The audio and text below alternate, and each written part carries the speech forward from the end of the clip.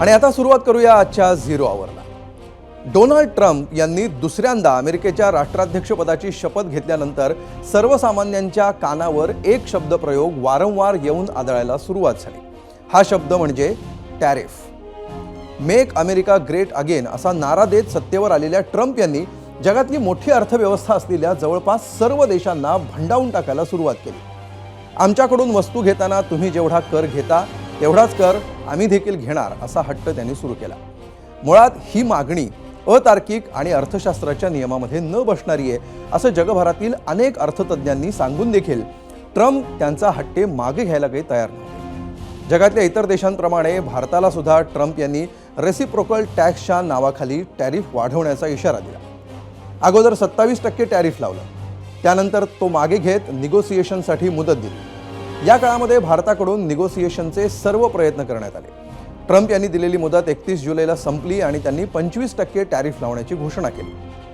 पण एवढ्यावरच ट्रम्प यांचा विक्षिप्तपणा संपला नाही। या 25% टॅरिफची अंमलबजावणी आजपासून म्हणजे 7 ऑगस्टपासून सुरू होणार होती, मात्र त्याच्या पूर्वसंध्येला म्हणजे 6 ऑगस्टला त्यांनी अतिरिक्त 25% टॅरिफ भारतावर लादला।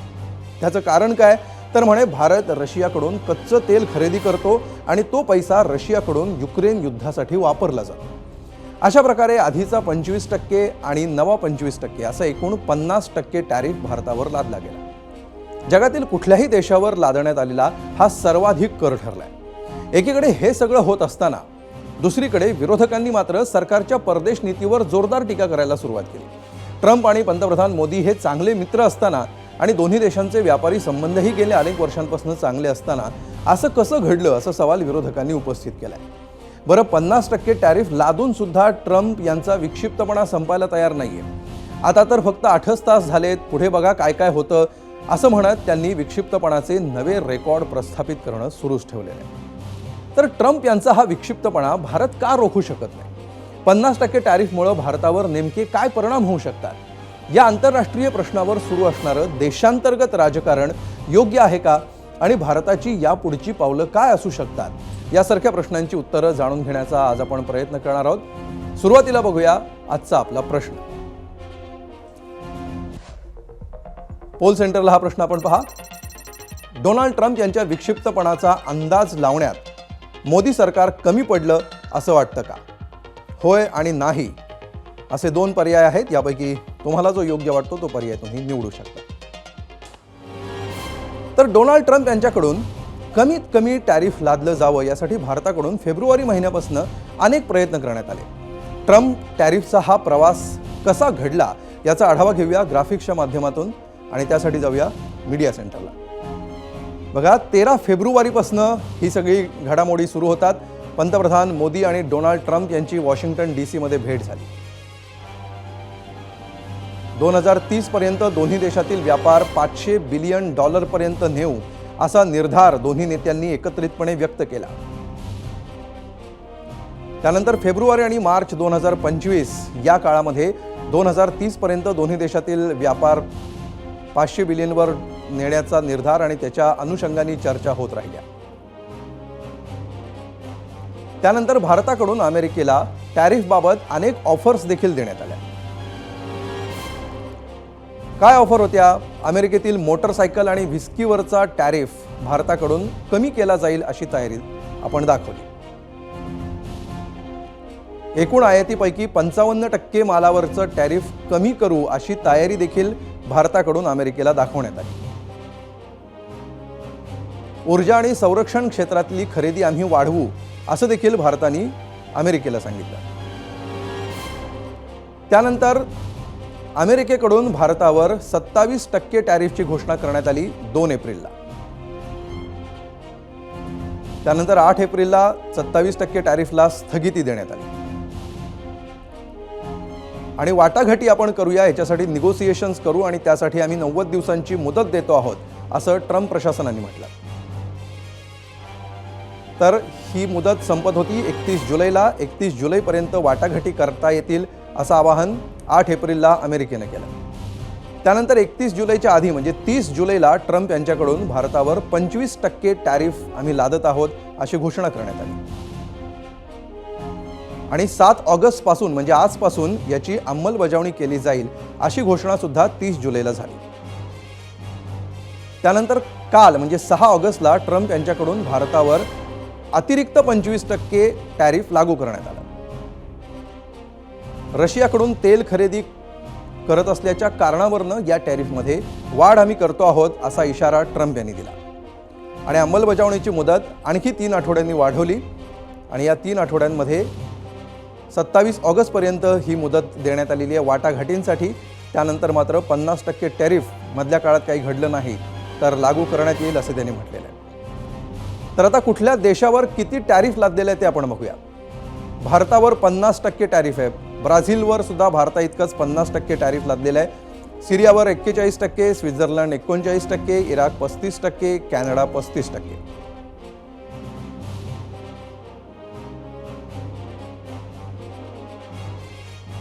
दक्षिण आफ्रिका 30%, चीन 30%, मेक्सिको 25%, बांगलादेश 20% आणि पाकिस्तानवर आत्तापर्यंत लादण्यात आलेलं सगळ्यात कमी म्हणजे 19% टॅरिफ ट्रम्प यांनी लादलेलं आहे.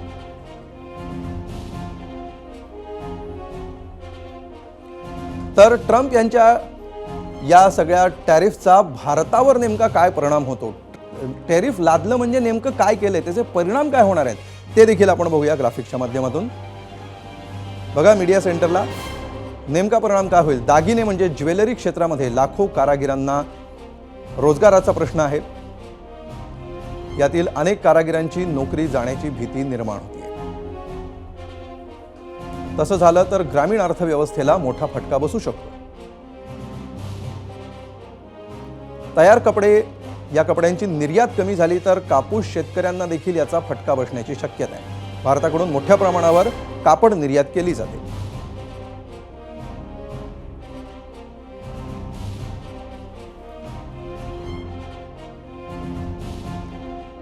तर कशाला फटका बसू शकतो हे आपण बघितलं. ट्रम्प यांच्या टॅरिफच्या तडाख्यातनं कुठले सेक्टर वाचलेले आहेत ते सुद्धा आपण बघूया. बघा मीडिया सेंटरला औषध क्षेत्र म्हणजे फार्मा, ऊर्जा तेल यामध्ये कच्चं तेल, शुद्धीकरण केलेली इंधनं, नैसर्गिक वायू आणि कोळसा यांचा समावेश आहे. अतिमहत्वाचे धातू, इलेक्ट्रॉनिक वस्तू ज्याच्यामध्ये फोन, टॅबलेट, टीव्ही इत्यादी गोष्टी येतात. सर्व सेवा क्षेत्र उदाहरणार्थ IT, फिनटेक, बँकिंग.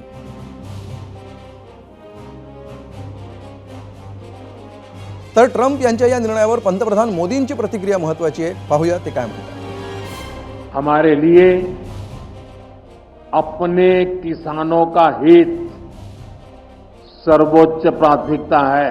भारत अपने किसानों के, पशुपालकों के और मछुआरे भाई बहनों के हितों के साथ कभी भी समझौता नहीं करेगा. और मैं जानता हूं व्यक्तिगत रूप से मुझे बहुत बड़ी कीमत चुकानी पड़ेगी, लेकिन मैं इसके लिए तैयार हूं. तर ट्रम्प यांनी लावलेल्या या आयात करावरून उद्धव ठाकरेंनी मोदींवर टीका केली आहे. तर भाजपचे माजी राष्ट्रीय सरचिटणीस राम माधव यांनी सरकारचा बचाव केलाय. पाहूया. ट्रम्प आपल्या देशाची म्हणजे मोदींची अक्षरशः थट्टा करतायत, खिल्ली उडवतायत आणि आपण त्यांना अजिबात एक अवाक्षराने सुद्धा उत्तर देऊ शकत नाही आहोत. त्यांना जाब विचारणं तर सोडाच, पण त्यांना एका अक्षराने काही उत्तर देऊ शकत नाही आहोत.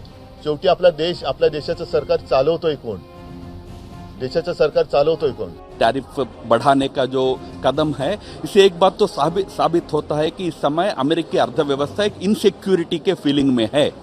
तो उस इनसिक्योरिटी के फीलिंग के चलते ट्रम्प जिस प्रकार के कदम उठा रहे हैं, उसके कारण दुनिया में कुछ उथल पुथल होना स्वाभाविक है. उसको मैच्योरिटी से हैंडल करना पड़ेगा. वही हमारा अर्थव्यवस्था, अमेरिकी अर्थव्यवस्था और दुनिया की अर्थव्यवस्था के हित में है. तर या मुद्द्यावर एबीपी माझाच्या प्रेक्षकांनी काय प्रतिक्रिया दिली आहेत ते आपण बघूया.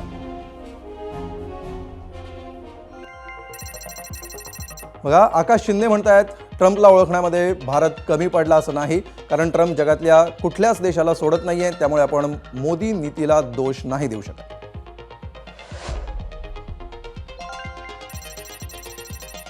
सोपान सपकाळ यांची युट्यूबवरची प्रतिक्रिया आहे. मोदी सरकारमुळे देशवासियांना विनाकारण अधिकचा भुर्दंड भरण्याची वेळ आली. प्रसाद माने म्हणतात, मोदी तर म्हणत होते डोनाल्ड ट्रम्प माझे बेस्ट फ्रेंड आहेत, मग टॅरिफ का वाढवला हे ट्रम्पना विचारण्याची हिंमत होत नाही का आता मोदी सरकार?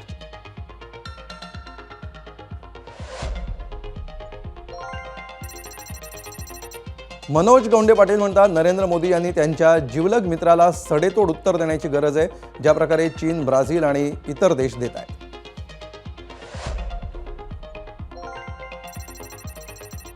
अक्षय काळे यांची प्रतिक्रिया आहे, माय फ्रेंड डोनाल्ड ट्रम्प, ही त्यांनीच दिलेली प्रतिक्रिया आहे. इथली टायपिंग मिस्टेक आमची नाही आहे, हे कृपया लक्षात घ्या प्रेक्षकांनो. हावडी मोदी वगैरे गोष्टी करून काय फायदा झाला? परदेश दौरे आणि परराष्ट्र धोरण यामध्ये खूप मोठा फरक आहे.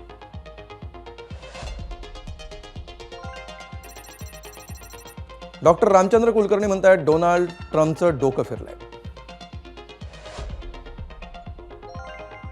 यानंतर एक्सवर आलेल्या प्रतिक्रिया, संदेश वर्तक म्हणतायत, ट्रम्प यांच्याशी मोदी जबरदस्तीनं जवळीक साधत होते.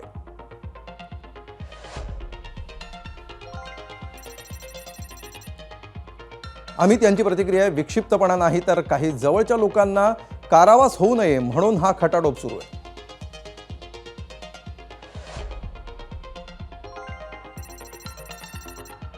गोपाळ दंड गव्हाळे असं म्हणतात की डोनाल्ड ट्रम्प कितीही विक्षिप्त असले तरी मोदी सरकार त्यांच्या वर्तणुकीपुढे झुकलं नाही.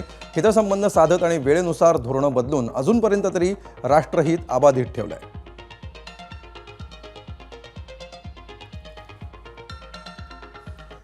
आणि यानंतर आपण चर्चेकडे वळणार आहोत आणि ही चर्चा करण्यासाठी आपण जाऊया गेस्ट सेंटरला. आपल्याबरोबर सध्या रवी मराठे आहेत, भारत अमेरिका संबंधाचे तज्ज्ञ. रवी मराठेजी, आपलं स्वागत. चंद्रशेखर नेने सुद्धा आहेत, जे आंतरराष्ट्रीय विषयांचे अभ्यासक आहेत. नेने सर, आपलंही स्वागत. आणि इतरही प्रवक्ते आपल्याबरोबर लवकरच, विनायक आंबेकरजी आणि अतुल लोंढेजी हे देखील या चर्चेमध्ये लवकरच सहभागी होतील. आपण सुरुवात करूया रवी मराठेंपासून. रवी मराठेजी, या निर्णयाचा जो काही परिणाम भारतावर होणार आहे त्याच्याविषयी आपण बोलूयाच, मात्र सुरुवातीला हा निर्णय म्हणजे भारतासाठी किती मोठं संकट आहे, भविष्यामध्ये काय नेमकं वाढून ठेवलंय, या निर्णयाचे परिणाम काय आहेत, याविषयी सुरुवातीला थोडक्यात सांगा. या ट्रम्प साहेबांच्या निर्णयामुळं भारतावर जे परिणाम होणार आहेत ते फार दूरगामी आहेत. हो. आणि याचं कारण असं आहे की गेल्या 2 दशकामध्ये किंवा 3 दशकामध्ये भारत अमेरिके संबंधातली ही सर्वात निचोत्तम पातळी आपण गाठलेली आहे. आता याची कारणं काय हे आपण हे बोलूयाच, पण याचा परिणाम असा होणार आहे की भारताचा आपण जे 500 बिलियन ट्रेड असं जे एम ठेवलं तर 2030 पर्यंत USA बरोबर, ते तर आता फारच दूर दिसतंय. त्यानंतर $46 बिलियन हा जो आपला अमेरिकेच्या ट्रेडशी सध्याचा सरप्लस होता, तो पण सरप्लस आता पटकन निघून जाईल असं वाटतंय.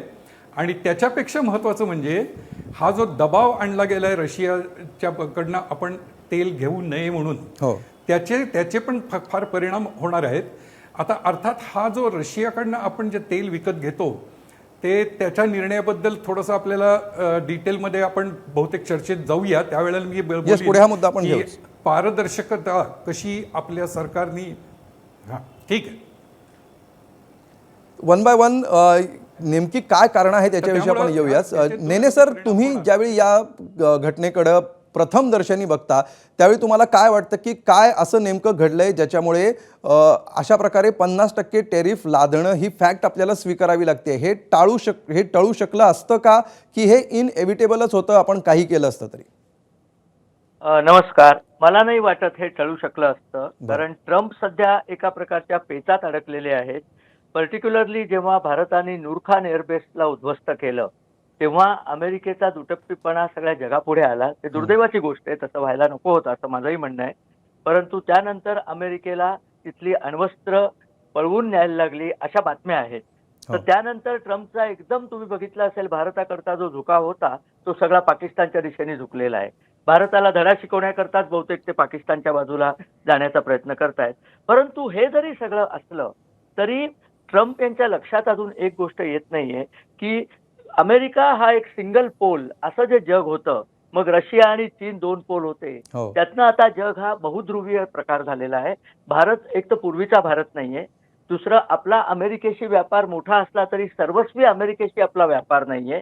आपण आत्ताच युके बरोबर फ्री ट्रेड अग्रीमेंट केलंय. फ्रान्स, जर्मनी हे युरोपातले देश आपल्या बरोबर आहेत. बरं. आणि तिसरी सर्वात महत्वाची गोष्ट म्हणजे भारत ज्या गोष्टी अमेरिकेला पुरवतोय त्या गोष्टी अमेरिकेची गरज आहे.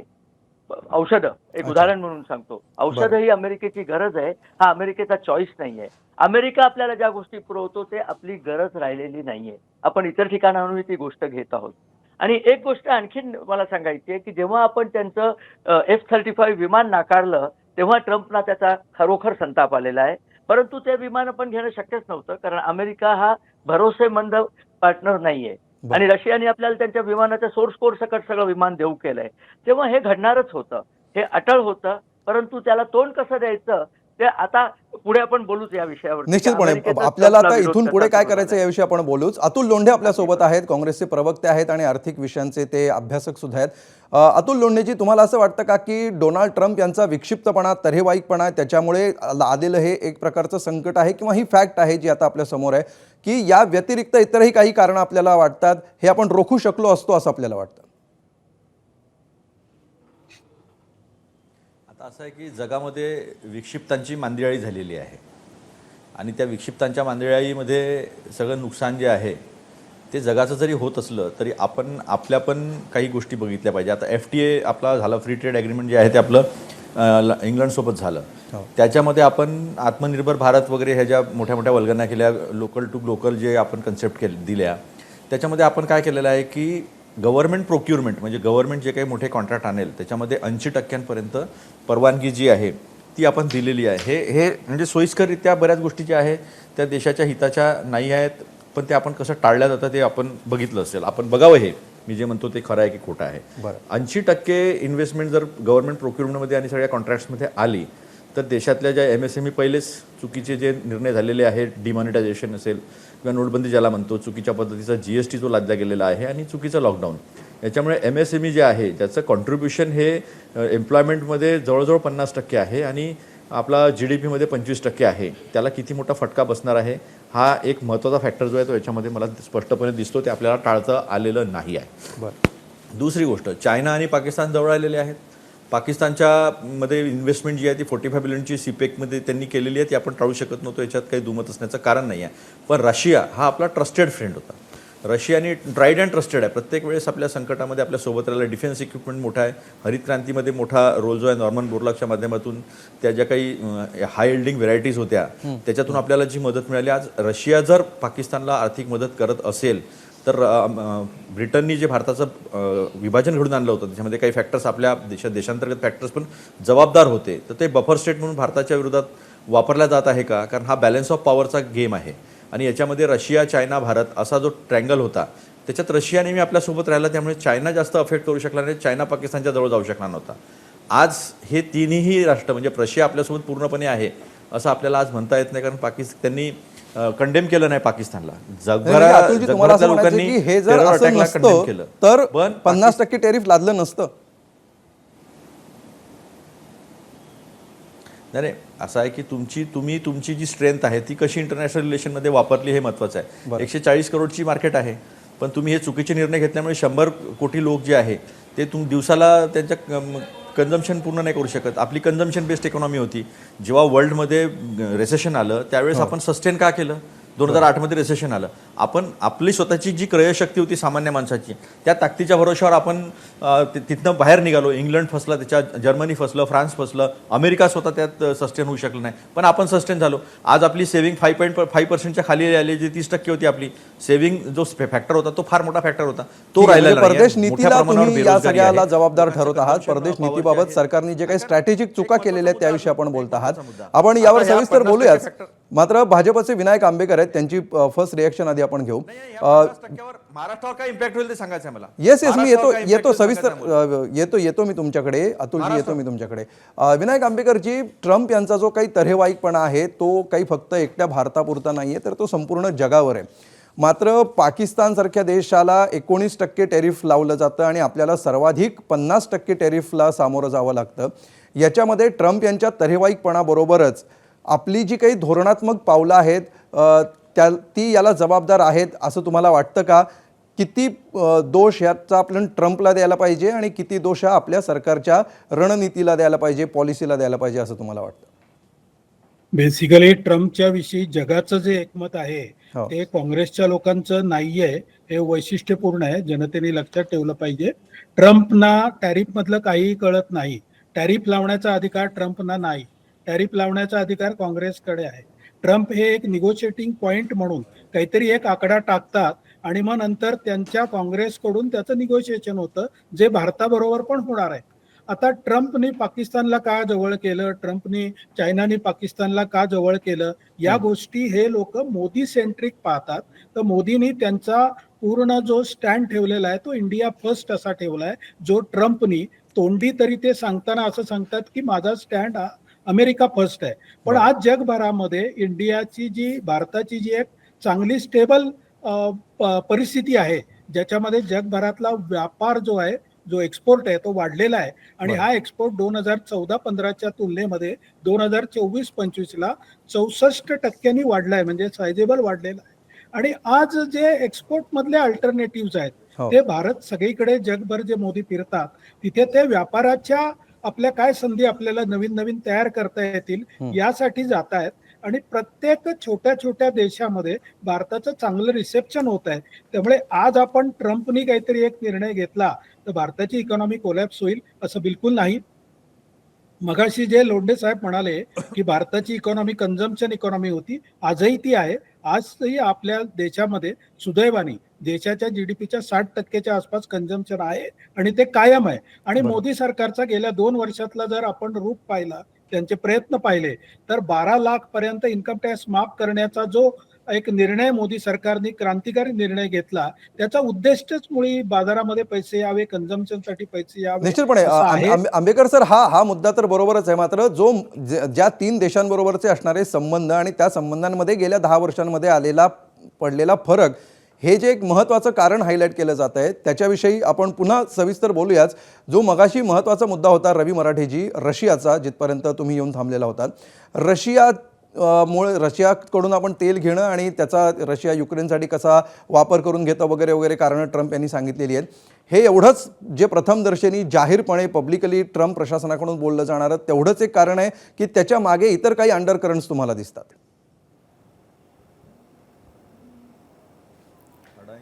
पहिल्यांदा मी आंबेकर साहेबांनी आता जे विधान केलं त्याचा मी थोडासा त्याच्याविषयी क्लॅरिफिकेशन देतो की ट्रम्पना त्यांनी अधिकार नाही असं म्हणलंय.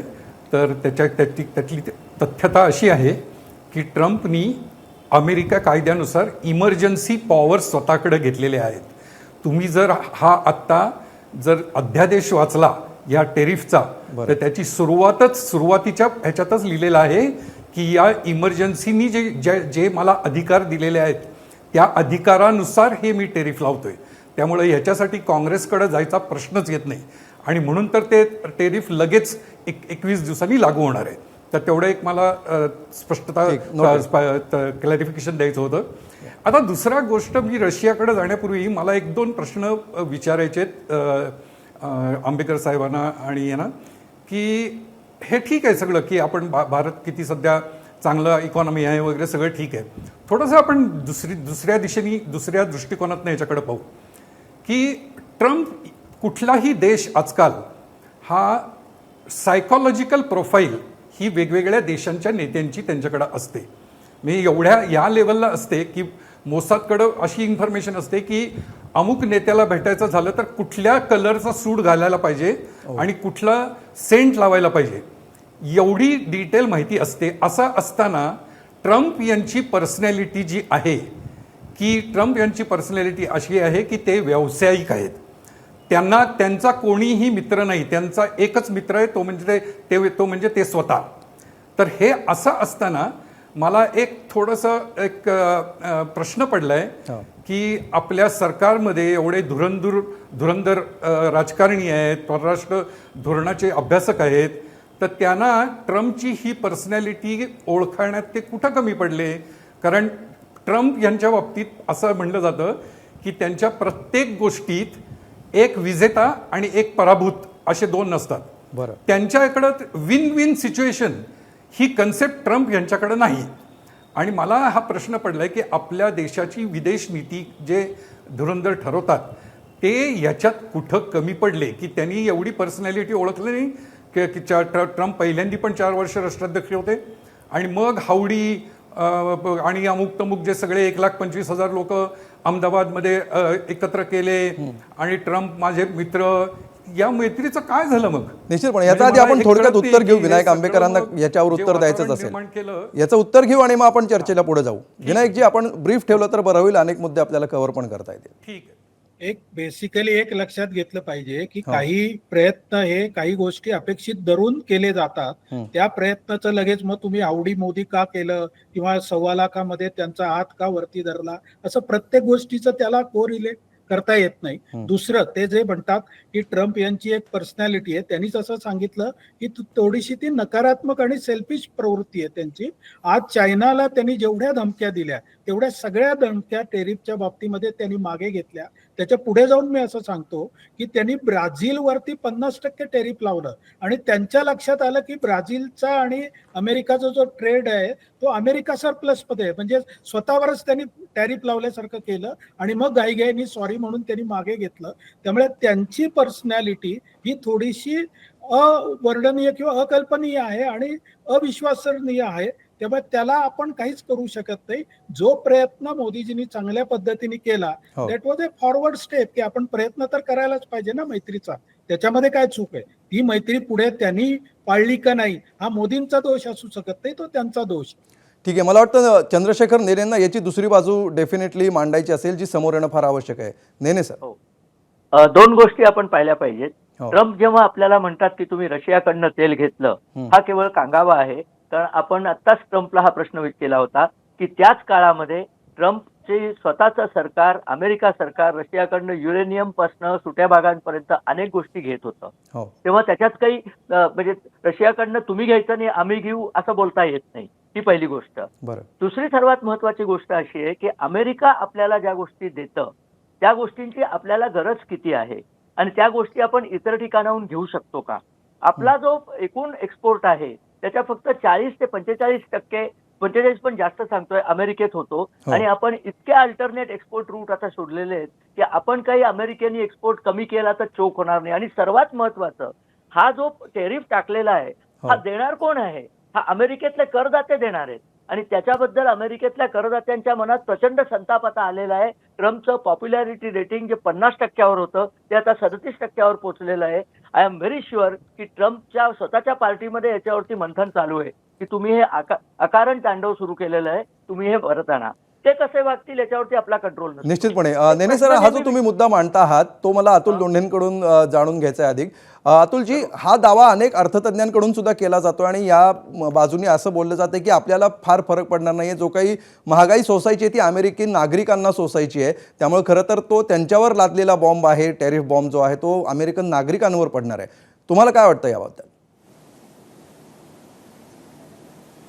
आता कसं आहे की हावडी मोदी करणे किंवा अबकी बार ट्रम्प सरकार म्हणणे हे अतिशय चुकीचं होतं.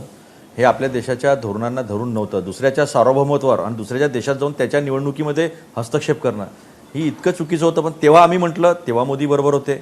आता ट्रम्प वेगळं बोलतोय, आताही मोदी बरोबर आहेत. म्हणजे मोदी बरोबर चूक कधी होते? ते दुसऱ्याच्या सार्वभौम गोष्ट असते ही. दुसऱ्याच्या लोकशाही निवडणुकीच्या प्रक्रियेमध्ये आपण बोलणं हे किती चुकीचं होतं. त्यावेळेस आम्ही टीका केली होती, तर त्यावेळेसही ते बरोबर होते, आताही कसे बरोबर आहे. पण मला महाराष्ट्राच्या संदर्भात काही बोलायचं आहे. महाराष्ट्रामध्ये आता जेम्स अँड ज्वेलरीचा एक्सपोर्ट, इंजिनिअरिंग गुड्स, लेदर याचा आपला सर्वात जास्त एक्सपोर्ट आणि टेक्स्टाईल. हा रिअल इस्टेट नंतर टेक्स्टाईल हा सर्वात मोठा उद्योग आहे जो आपल्याला रोजगार निर्माण करून देतो. आता हे जेम्स अँड ज्वेलरी जे आहे ते बेल्जियमकडे जाईल. म्हणजे असं नाही आहे की आपण आपल्यावर टॅरिफ वाढवलं तर महाग होईल. त्यांना कमी टॅरिफमध्ये पण देणारे लोक आहेत आणि त्याच्यामुळे ते बेल्जियमकडे हा उद्योग जर गेला तर फार मोठा फटका जो आहे तो आपल्या एक्सपोर्टला भेटेल. कारण की आता आपण सेकंड नंबरवर अमेरिकेशी आहोत.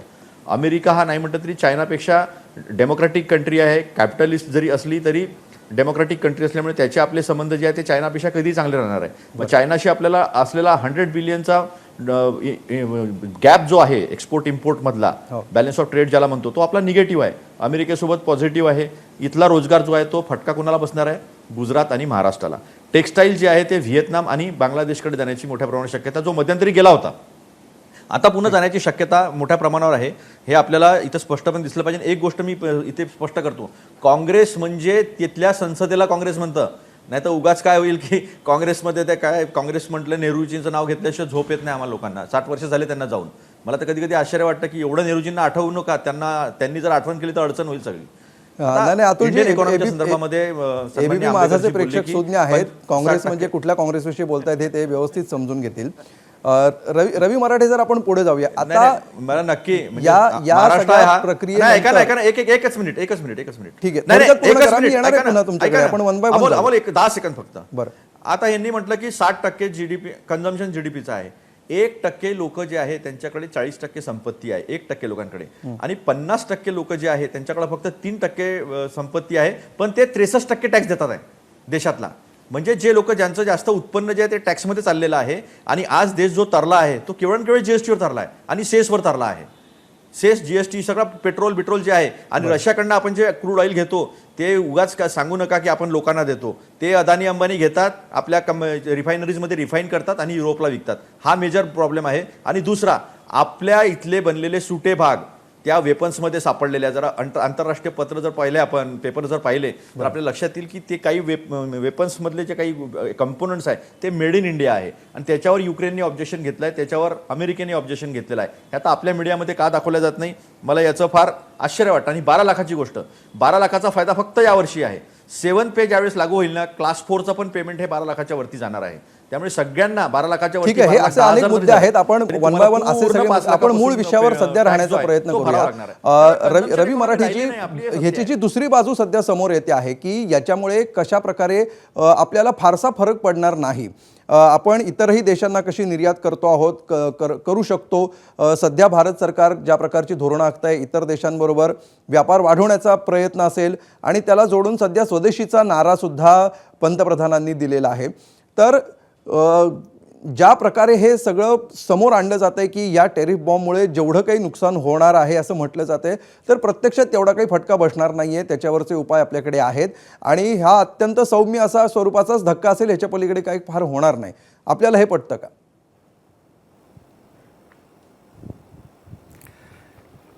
आपण याच्या बाबतीत आणखी एक महत्त्वाचा मुद्दा लक्षात घेतला पाहिजे, आणि तो म्हणजे मी परत विदेश नीतीकडे जातो. तुमच्या प्रश्नाचं उत्तर देतोच, पण विदेश नीतीकडे जातो की काही एक दीड महिन्यापूर्वीपर्यंत अशी एक हवा निर्माण केली ती की आता आपला अमेरिकेचा बरोबरचा ट्रेड करार झाला.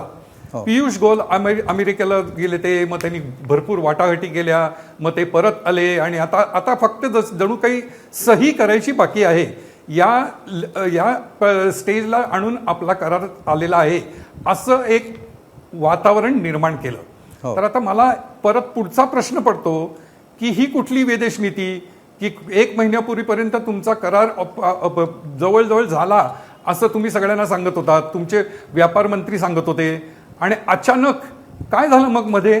तर आता ह्याच्यावरती मार्क लॉसेट म्हणून एक अमेरिकन तज्ज्ञ आहेत, त्यांनी याचं विश्लेषण केलं, आणि त्यांनी त्या विश्लेषणात त्यांनी असं म्हणलं की जेव्हा या वाटाघाटी अडकल्या, आणि त्या अडकल्या कुठल्या गोष्टीवर, तर मिल्क प्रॉडक्ट आणि फार्मिंगच्या ह्याच्यावर, तर त्यावेळेला त्यांनी स्पष्ट सांगितलं की त्यावेळेला मोदींनी स्वतः ट्रम्पना कॉन्टॅक्ट करणं गरजेचं होतं. त्यांनी खालच्या लेव्हलची जी लोक होती त्यांच्या वाटाघाटी मंडळावर ते विसंबून राहिले. ही राजनीतीतली एक मोठी चूक होती. दुसरी चूक जी आहे विदेश नीतीतली, आणि जी हँड इन हँड असं म्हणता येईल की आपण 30-35 वेळा ऐकलं ट्रम्पनी म्हणलेलं की मी युद्धबंदी केली, आणि मग त्याच्यावरती आपल्या बाजूनी कोणीच बोललं नाहीये. आता त्या मार्क लॉसेटनी असं पण म्हणलं की जेव्हा ट्रम्प 30-35 वेळेला म्हणतात तेव्हा ट्रम्पची पर्सनॅलिटी आपण लक्षात घेतो की स्वकेंद्रित असं म्हणता येईल अशा तऱ्हेची त्यांचं व्यक्तिमत्व आहे. तर अशा वेळेला त्यांना तुम्ही 30-35 वेळेला हे म्हणायची संधी का दिली? तुम्ही दुसऱ्या-तिसऱ्याच वेळा असं का म्हणला नाहीत की हो बाबा अमेरिकेने वाटाघाटीत आम्हाला मदत केली, पण फायनल निर्णय आम्ही घेतला असं म्हणून तुम्ही ट्रम्पना पण खुश केलं असतं, आणि हा विषय तिथं संपवला असता. हा विषय 30-35 वेळेला तुम्ही लिंगरिंग ठेवून, आणि 1 महिन्यापूर्वी पियुष गोयलनी सांगायचं की आमचं डील झालं ऑलमोस्ट, तर हे सगळं कुठंतरी विदेश नीतीत आपल्या चुका घडतायत का असं मला असा एक प्रश्न पडतो. आणि त्या बाबतीत बरं. आपल्या शिष्टमंडळातल्याच एका जबाबदार अधिकाऱ्याचं वक्तव्य आहे की आपल्या लोकांनी फार गाफील राहिले आणि जेव्हा पियुष गोयल वगैरे म्हणायला लागले आता झालंच, तेव्हा ते गाफील राहिले आणि त्यांना वाटलं की अमेरिकेला आपली गरज आहे.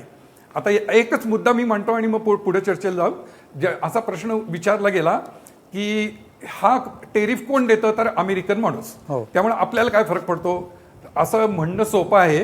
याचं कारण मी स्वतः अमेरिकेत राहतो, त्यामुळं मी हे खात्रीला एक सांगू शकतो की जेव्हा स्टीलवर टेरिफ लागलं तेव्हा अमेरिकन नागरिक हवालदिल झाला होता, कारण तिथल्या कारच्या किमती $5,000 ते $7,000 वाढल्या असत्या आणि त्यांनी तातडीने स्वतः कार विकत घ्यायला सुरुवात केली.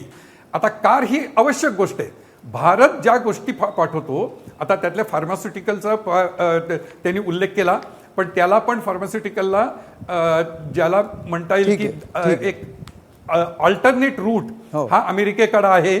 पण मला सांगायचा मुद्दा असा आहे की त्याचा परिणाम डायरेक्टली एक्सपोर्टवर होतो. आपला बॅलन्स ऑफ पेमेंट जे भारताचं आहे ते त्यामुळे डायरेक्टली अफेक्ट होऊ शकतं.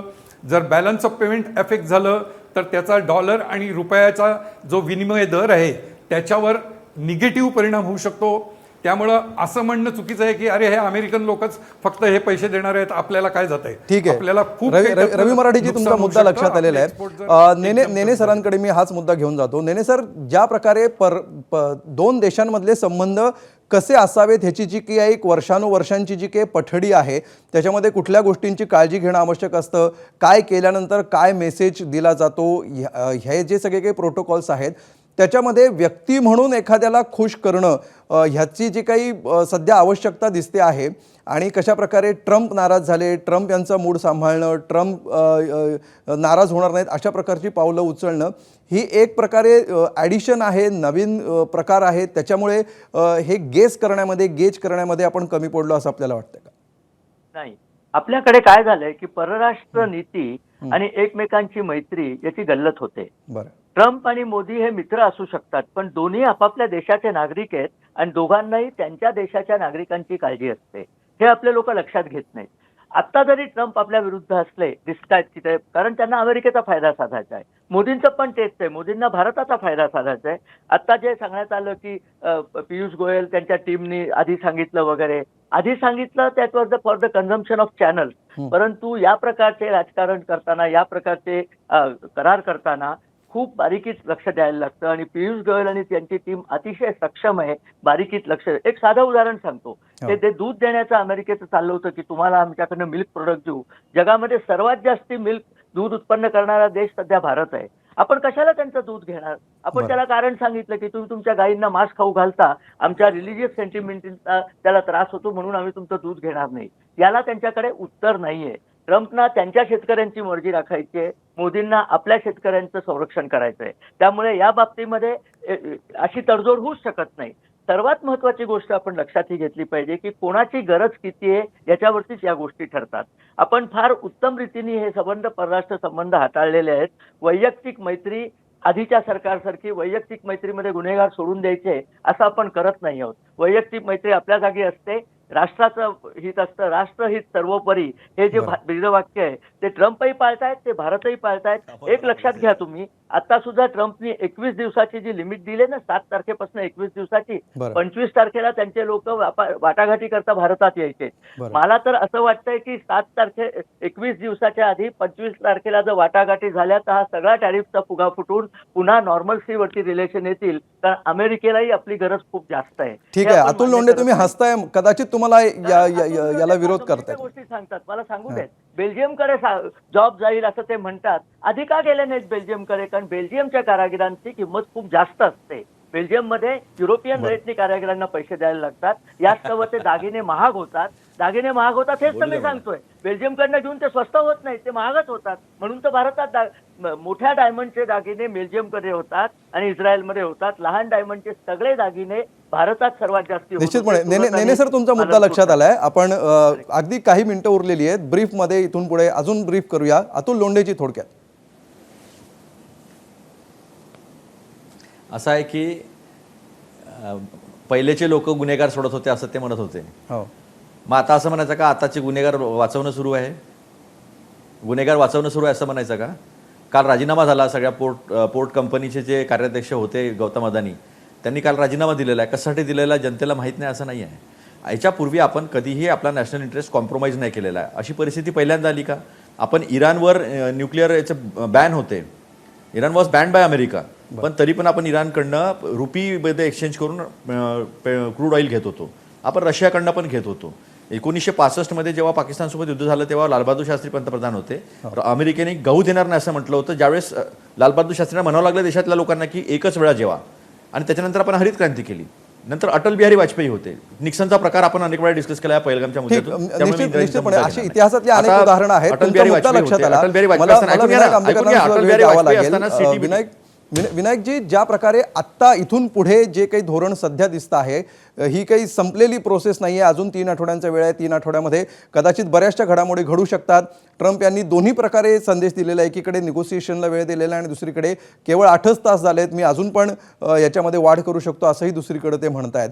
तुम्हाला काय वाटतं, एकीकडे स्वदेशी आणि दुसरीकडे व्यापार वाढवणं, निर्यात वाढवणं, अशा दोन्ही पातळ्यांवर कशा प्रकारे काम होऊ शकतं अशी पण शंका व्यक्त केली जाते. काय वाटतं आपल्याला?